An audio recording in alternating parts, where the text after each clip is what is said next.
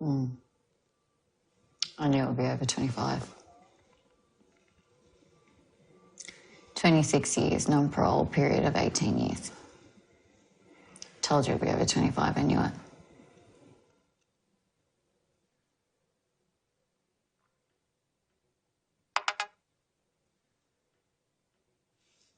What's going through your mind? I don't really know, to be honest. I don't know.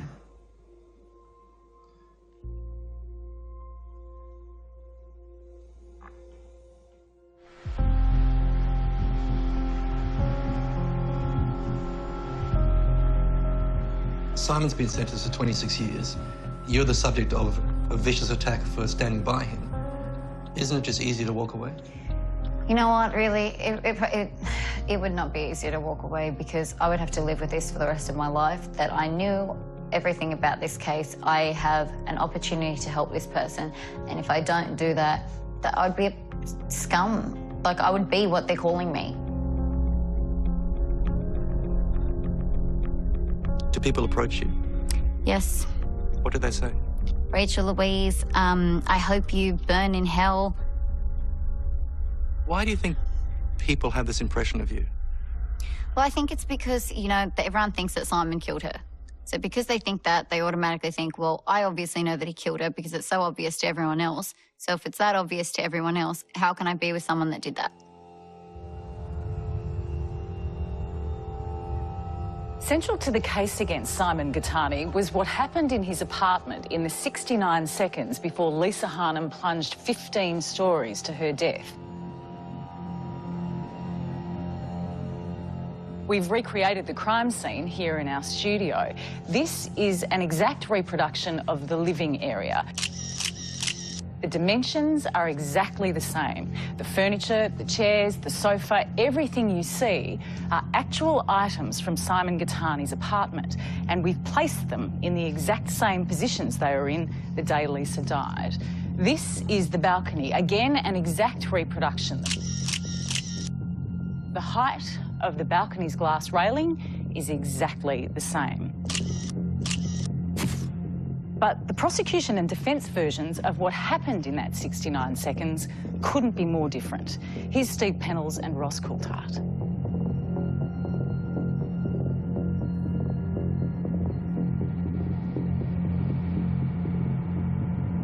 OK, Steve, we are 69 seconds from when Lisa Harnum hits the ground outside the apartment. And that's our starting point, because the picture that everyone knows, the picture that damned him, was taken on this security camera here, which he installed. We know that at one stage, either before or after he grabs her, she's screaming, help me, please God, help me. Yes. He drags her back inside. It goes absolutely silent. Exactly. So this is where the two stories diverge. What the prosecution say and what Gittany's defence team say happened. According to Gittany's lawyers, she calmed down as soon as he brought her into the apartment.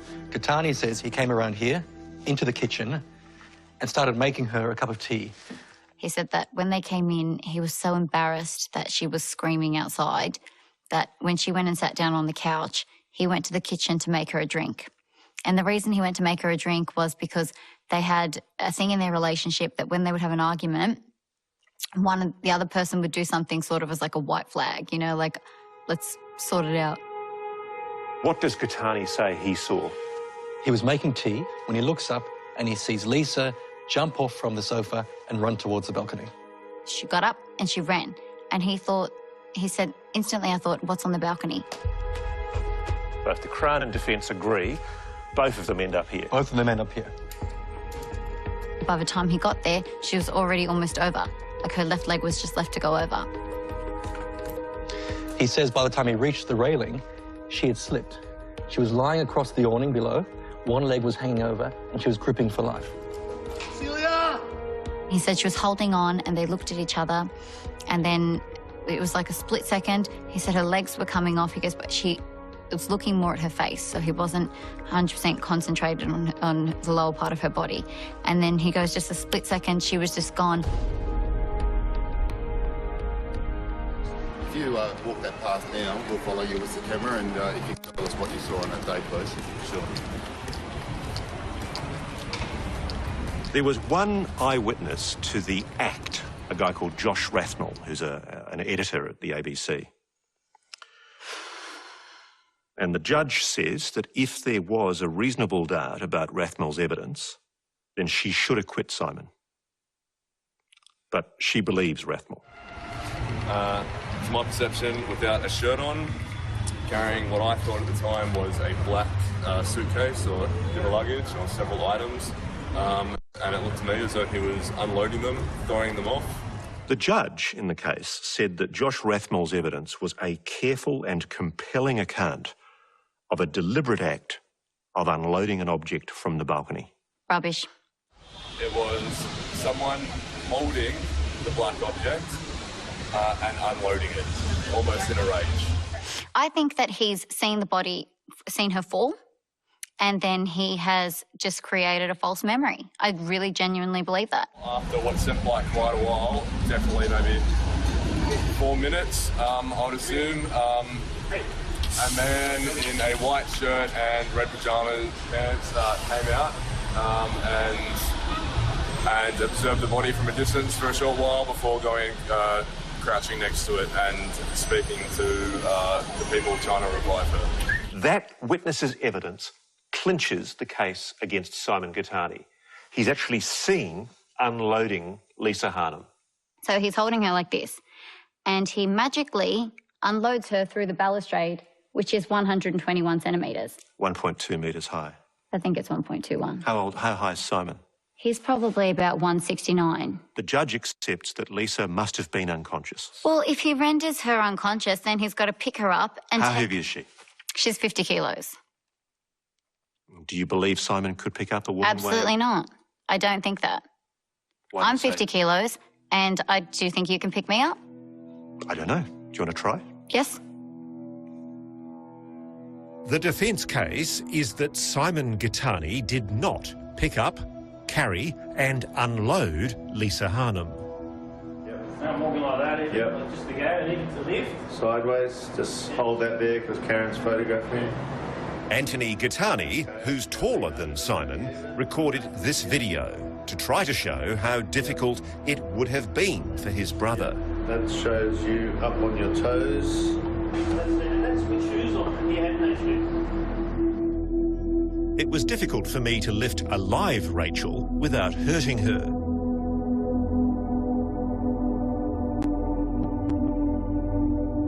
Okay, now do it. Do what you got to do to get the legs over without letting it go. There's no way. Okay. That's laying over. Yep. Okay, don't lean over. Gittany's defence argued that Lisa had a history of histrionic behaviour, which they said explained why she climbed over the balcony. The judge found Gittany probably rendered Lisa Harnum unconscious before picking her up and carrying her to her death. And this is all in 69 seconds after he's rendered her unconscious. Yep. Now, presumably, if he hasn't knocked her out with a punch... He couldn't. No sign of trauma to the body. Has he strangled her? No sign of trauma to the body. OK, so how's he accused of rendering her unconscious? The autopsy report says that it's consistent with someone falling from a height. Let's assume they go back in the apartment and he's still got his hand over her mouth. Okay, do you want to try and do that? No one can... You can't get someone unconscious by doing that. You can't. You can still push air out of your mouth. Maybe she fainted. Exactly, and that's the only thing that could happen. That is the only plausible explanation. She would have had to faint then and there. Then you still got to deal with the dilemma of him picking her up and walking like 16 steps to the balcony. Tick, tick, tick, tick, tick. 69 seconds. Yeah, like, I think it's physically impossible what they're saying that he did. So, Professor, is it possible for Simon Gittany to have rendered Lisa Harnum unconscious in the time that he had available? Oh, it's entirely possible for anyone to render another person unconscious. Professor John Hilton is one of Australia's leading forensic pathologists. What detail can you tell me of how it could be done? Well, pressure on the neck, there are certain highly vulnerable areas on the neck, which can either cause an obstruction to the flow of blood up to or from the brain. And certainly if there's an obstruction of blood flow up to the brain, unconsciousness will result within 20, 30 seconds. Is it possible to do it by holding somebody's hand over a mouth and a nose? It's unlikely. I couldn't absolutely exclude the possibility, but it's highly unlikely.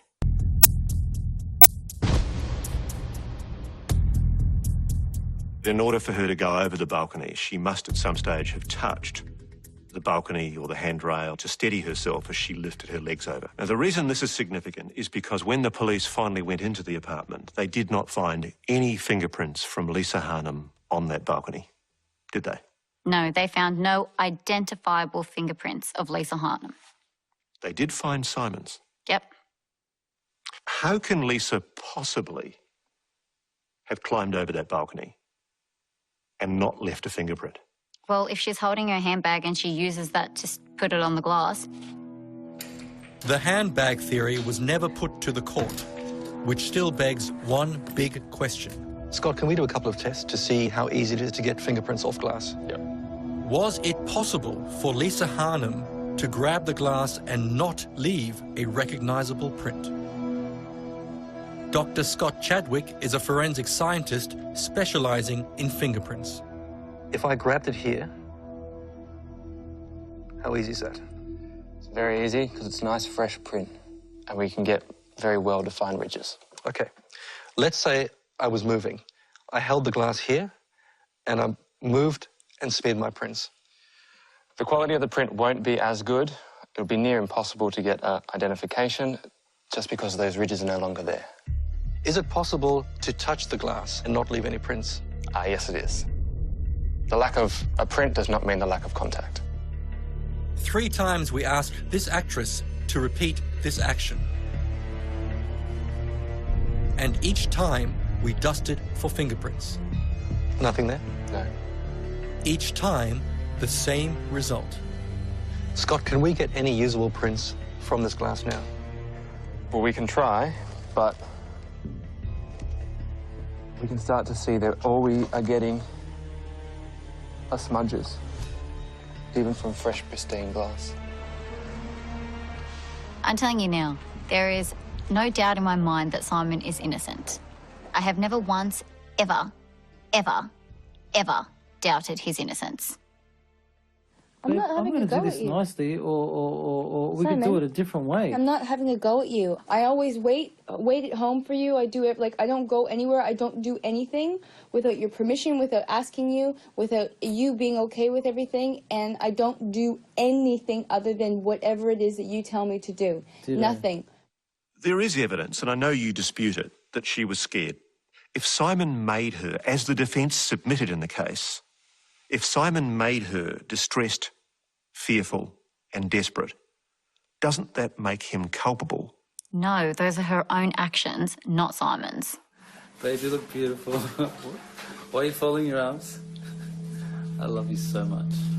You had to identify her body. That's correct. That must have been incredibly difficult. Of course, yeah. It was, again, seeing Lisa's body, it was only part of Lisa. It was the shell of my sister. My sister's spirit will live on forever. Her life is around us.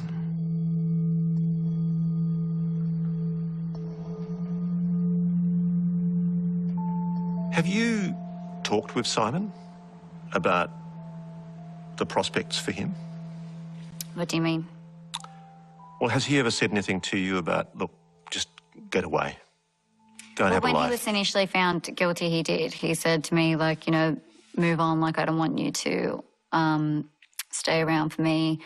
I want you to, like, have... Sorry. Like, move on, but I didn't want to, do you know what I mean? Like, I really think that this is wrong, what they're doing to him. And I vowed to him that I'll stand by him.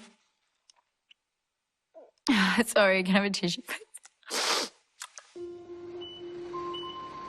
Last Tuesday, Simon Gittany was sentenced to 26 years in prison, a minimum of 18 years behind bars. Rachel was at home. I think he will be so upset that I didn't go.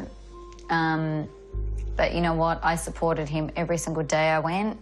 Just today was for me. I didn't want to go, so I don't know. I don't know how he'd be reacting, but I know he'd be upset that I didn't go, that he didn't see me, because when I get there, he'll always turn around to look at me to make sure I'm there. What are the emotions you're feeling right now? I feel like I don't even know what I feel. I think I've had so much anger that I can't even be angry right now. I feel just nothing. Hi, it's Shmelia. Hello. How are you? I'm good. How are you? What are you doing, bub? I'm putting my head down just in case I see something wrong. Are you going to the State of Origin game? How sure are you that Simon Gittany murdered your daughter? I am very sure. He was responsible for her death. All he had to do that day when she wanted to leave is let her go. It's as simple as that. Why did you not just let her go? She wanted to go home to her family. That's all she wanted to do. If Simon Gittany serves his full 26-year jail term, he'll be 66 when he's freed. Rachel will be 50. Will she be there to meet him? Her response to that question, along with more of her interview, is on our website. And our thanks to Steve Pennells from the West Australian newspaper for his involvement in our investigation.